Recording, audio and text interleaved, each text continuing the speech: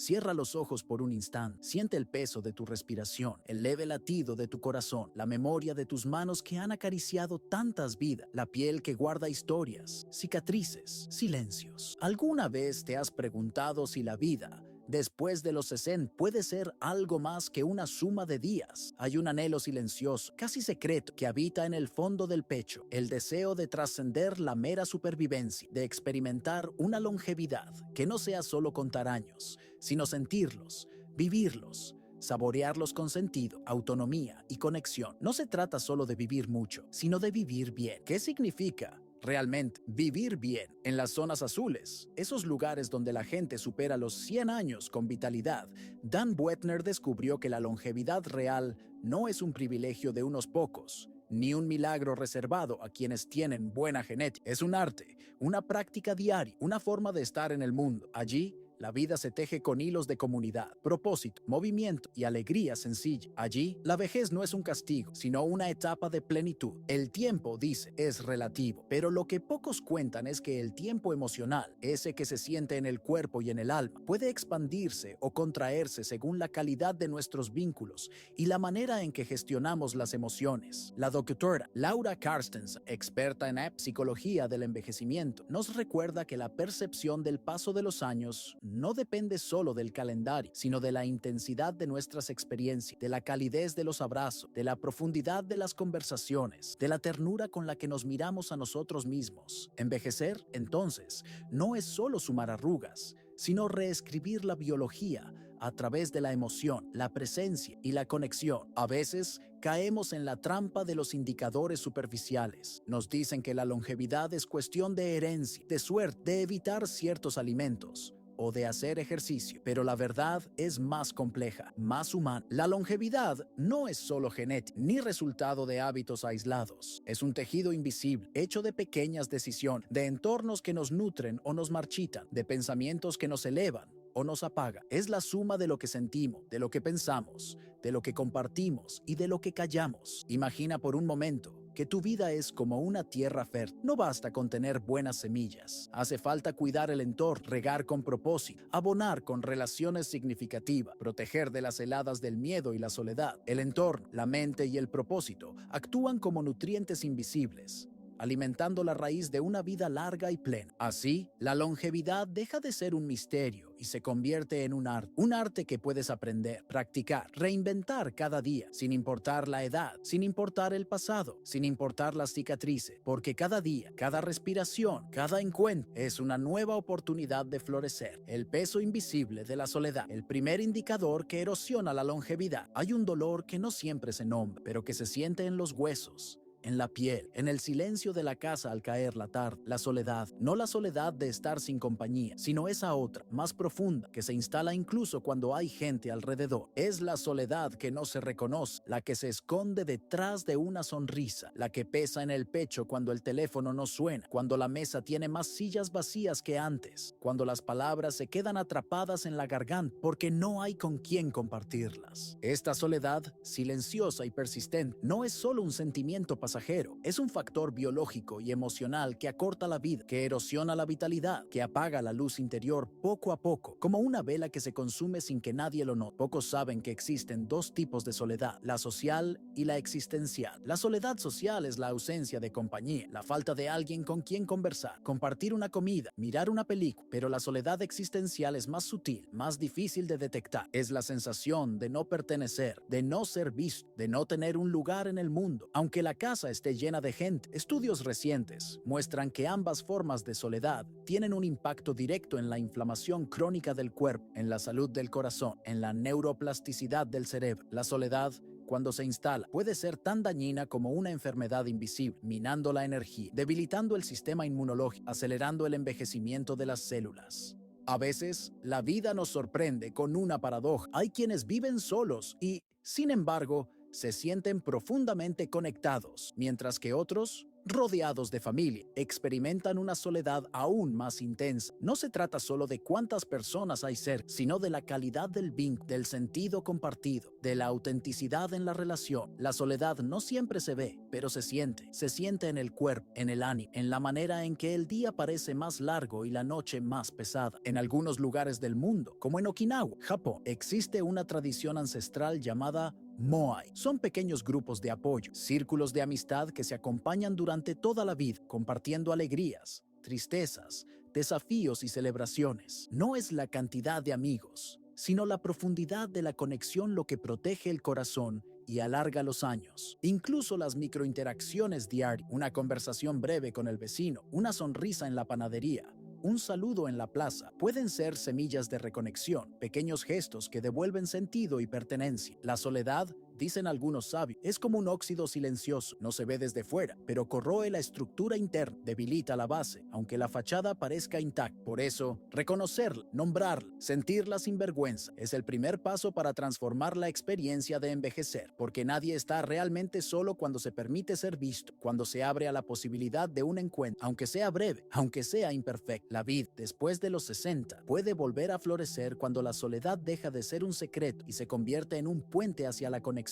El arte de la flexibilidad, resiliencia neuroemocional como indicador de longevidad. Hay momentos en que la vida parece endurecerse, los días se vuelven previsibles, las rutinas se repiten y la mente, a veces, se aferra a viejas certezas como si fueran salvavidas en medio de una tormenta. Sin embargo, la rigidez, esa resistencia a los cambios inevitables, puede convertirse en una prisión invisible. El cuerpo lo siente, los músculos se tensan, la respiración se acorta, el corazón late con una inquietud sorda, la mente también lo percibe, los pensamientos se vuelven circulares, las emociones se estancan, la esperanza se apaga poco a poco. Esta rigidez, aunque parezca protegernos, en realidad nos aleja de la vida plena, nos impide adaptarnos, nos roba la posibilidad de descubrir nuevas formas de ser y de sentir. La neurociencia moderna y la sabiduría espiritual coinciden en un punto esencial. La flexibilidad emocional es uno de los motores más poderosos de la longevidad. El cerebro, incluso después de los 60, conserva una capacidad asombrosa para cambiar, aprender, resignificar experiencias dolorosas. La plasticidad cerebral no es solo un concepto científico, es una invitación a mirar el pasado con compasión, a soltar el peso de lo que no se puede cambiar, a abrir espacio para nuevas historias, nuevas emociones, nuevos comienzos. Quienes cultivan esta flexibilidad,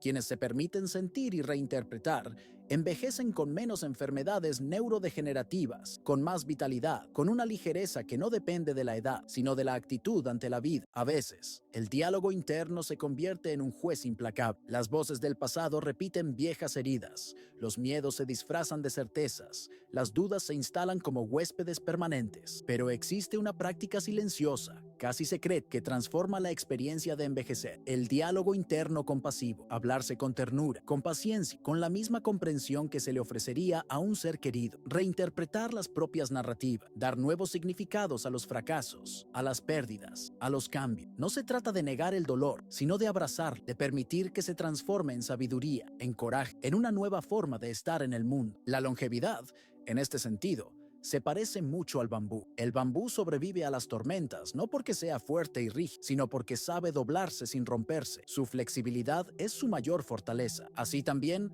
quienes aprenden a fluir con los cambios, a adaptarse con gracia, a reinventarse una y otra vez, descubren que la vida, incluso en la madurez, puede ser un territorio fértil, lleno de posibilidades, de aprendizajes, de belleza inesperada. La resiliencia neuroemocional no es un don reservado a unos pocos, es un arte que se cultiva día a día. En cada pensamiento, en cada emoción, en cada pequeño acto de compasión hacia uno mismo. El propósito como brújula biológica, sentido de vida y longevidad. Hay días en que el silencio pesa más que de costumbre, días en que la rutina se vuelve un eco y el tiempo parece deslizarse sin dejar huella. Tras la jubilación o después de perder un rol que daba sentido, puede surgir una sensación de vacío, una pregunta que se instala en el pecho. ¿Para qué sigo aquí? No es fácil mirar ese vacío de frente. A veces se disfraza de cansancio, de desánimo, de una nostalgia que no se nombra. Pero en el fondo, lo que duele no es solo la ausencia de ocupaciones, sino la falta de un propósito, de una razón íntima que dé sentido a cada amanecer. Durante mucho tiempo, se creyó que el propósito era una meta grandiosa, un logro extraordinario reservado a unos pocos, pero la vida,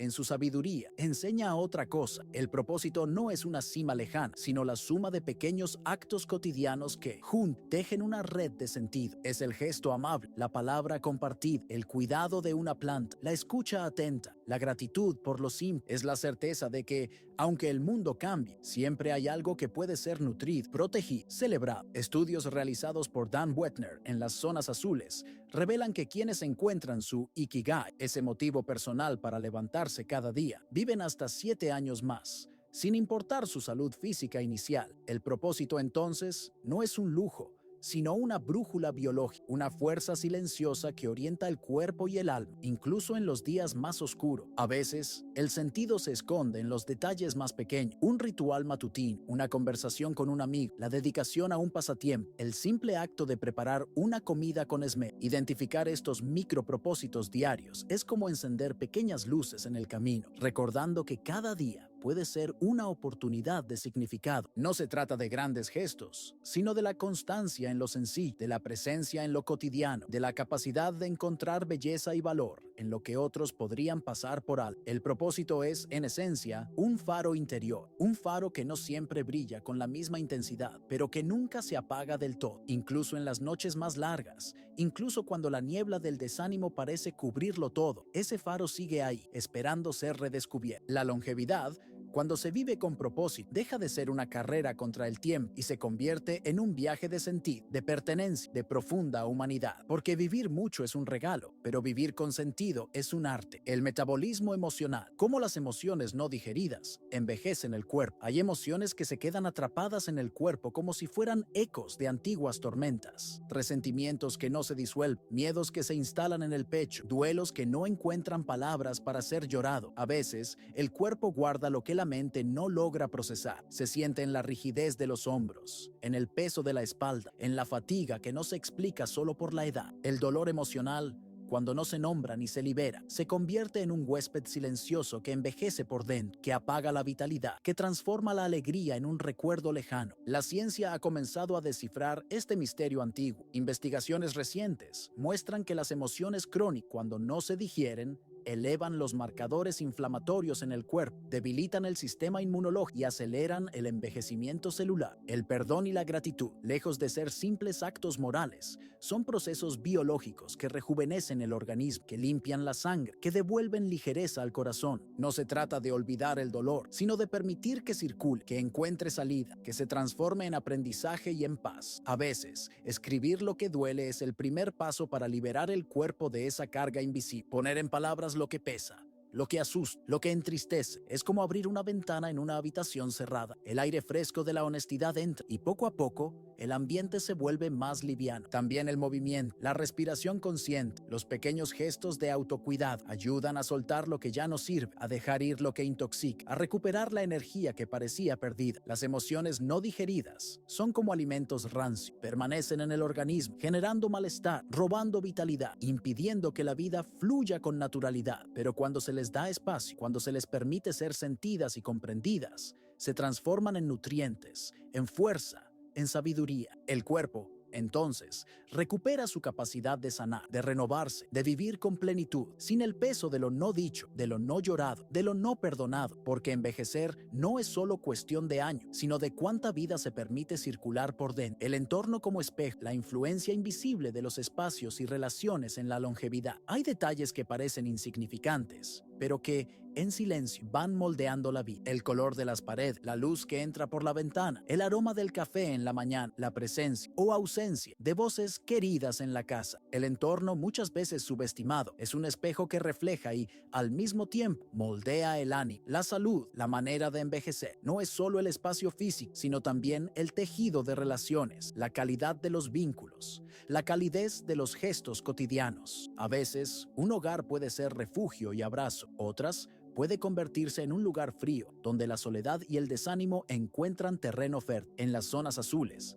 donde la longevidad es la norma y no la excepción, existe una arquitectura de la longevidad. No se trata solo de evitar riesgos, sino de crear entornos que inviten al movimiento, a la curiosidad, a la interacción, el diseño del hogar, la disposición de los objetos, la cercanía de los vecinos, la posibilidad de salir a caminar, de conversar, de compartir una comida. Todo eso influye en la biología, en el ánimo, en la capacidad de mantener la autonomía y la vitalidad. La ciencia confirma que los espacios y las relaciones pueden activar o adormecer los circuitos del bienestar, pueden estimular la mente o sumirla en la apatía, pueden abrir puertas a la esperanza o cerrarlas con llave. No basta con evitar lo que hace daño, es necesario también cultivar lo que nutre, lo que inspira, lo que conecta, rediseñar rutinas, transformar pequeños rincones en lugares de encuentro, abrir ventanas a la luz, invitar a la exploración diaria. Son gestos que, aunque parezcan simples, tienen el poder de transformar la experiencia de envejecer. El entorno, cuando es cuidado y habitado con conciencia, se convierte en un jardín interior y exterior. Un jardín que puede florecer o marchitar, según el esmero, la atención, el amor que se le dedica. Así, la longevidad deja de ser un asunto individual y se convierte en una obra colectiva, en una danza entre el cuerpo, la mente, las emociones y el espacio que habitamos. Porque nadie envejece solo. Cada objeto, cada relación, cada rincón de la casa es parte de la historia que se escribe día a día. Y en esa historia, el entorno es tanto raíz como ala, tanto refugio como impulso, tanto espejo como promesa de nuevos comienzos. Conclusión: la vida, cuando se mira con atención, revela que la longevidad auténtica no es un simple resultado de sumar años, ni una meta alcanzada por azar o por genética. Es un arte multidimensional, un tejido delicado donde cuerpo, mente, emociones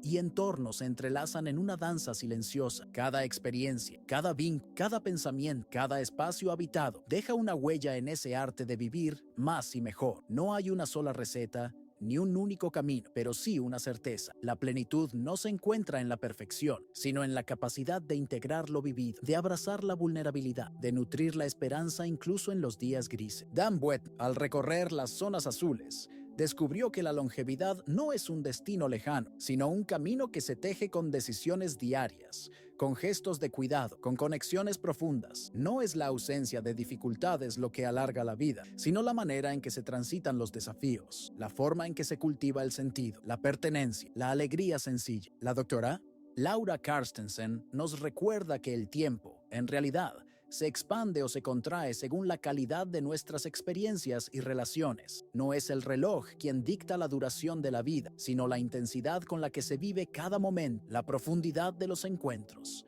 la autenticidad de las emociones. Quizás, al mirar hacia adentro, surja una pregunta: ¿qué indicador resuena más contigo hoy? ¿Dónde sientes que tu jardín de longevidad necesita más cuidado, más luz, más agua? A veces, un pequeño cambio, una nueva mirada, una conversación sincera pueden sembrar semillas de transformación. No se trata de grandes gestos, sino de la constancia en lo cotidiano, de la ternura con la que se cultiva el propio bienestar, de la apertura a nuevas posibilidades, incluso cuando el pasado pesa o el futuro asusta. La vida larga y plena es como una sinfonía. Cada nota, hábitos, emociones, vínculos, propósito, compone una melodía única e irrepetible. No hay dos vidas iguales. No hay dos historias idénticas, pero en cada historia, en cada vida, existe la posibilidad de crear belleza, de encontrar sentido, de dejar una huella de dignidad y esperanza. Porque envejecer, al final, no es perder, sino descubrir una nueva versión de uno mismo, más sabia, más compasiva, más libre. Y en ese descubrimiento,